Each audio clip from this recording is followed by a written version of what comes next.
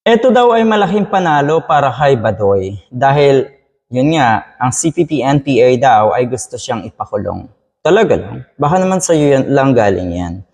Talaga ba? Pinakikialaman ka ng CPP-NPA? Talaga ba?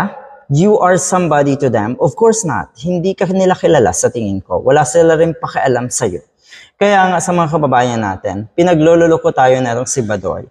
Dahil ang ginagamit niya na yung kanya kuno na pagiging makabayan, ang kanyang bukang bibig at ginagamit ay yung paglaban daw niya sa CPP, NPA, NDF. Tologolong. Ang CPP, NPA may pakialam sa'yo? Sa tingin ko wala. Tapos sasabihin mo, they want you jailed? No, of course not. Tapos sasabihin niya ulit dito na eto daw na pagiging guilty niya at pagkakaroon nga ng penalty na 30,000, ito daw ay malaking panalo para sa kanya.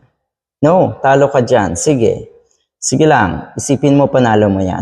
Pero guilty ka. Guilty ka sa maraming bagay. Hindi lang dito sa particular case na ito. Alright. Nanalo daw siya. Former NTF-ELCAC spokesperson Lorraine Marie Badoy can walk free from Supreme Court's ruling against her by paying a 30,000 peso fine. Totoo na napakaliit na ito. Katulad ng sinabi ko, abay kahit sino kaya itong 30,000, di ba? Napakadali.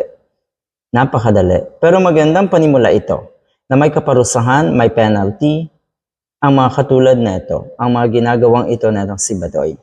Darating din po ang oras niya. Sige lang. Kung iisipin mo na ikaw ay nanalo sa pagkakataong ito dahil sabi niya, I am walking free with 30,000 peso fine.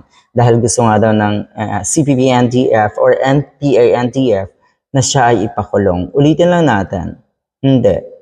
Maniwala sa'yo. Sino mo nagsabing gusto kang ipakulong? At sino ka?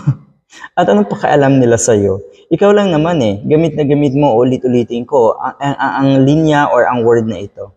Ang grupo na ito, CPP-NDF or NPA-NDF, gamit na gamit mo yan sa kuno ay iyong paglaban nga sa kanila at pagmamahal sa bansa. Of course not. Hindi rin.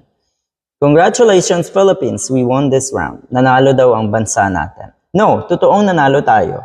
Dahil ito ay first step sa mga susunod mong haharapin na kaparusahan sa iyong ginagawa. Sigurado tayo dyan.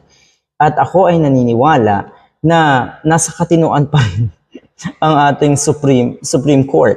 Sigurado tayo yung mga maestrado dyan ay nag-iisip pa rin ng matino at tama. Mas marami ang nag-iisip ng matino at tama. Kaya darating ang panahon, darating sa punto na pagsisisihan mo ang mga ginagawa mong pandiretag, ang mga ginagawa mo kuno na paglaban sa CPP and NPA, NDF sa paraan na gusto mo, sa paraan na ikaw lang ang makikinabang. Good luck!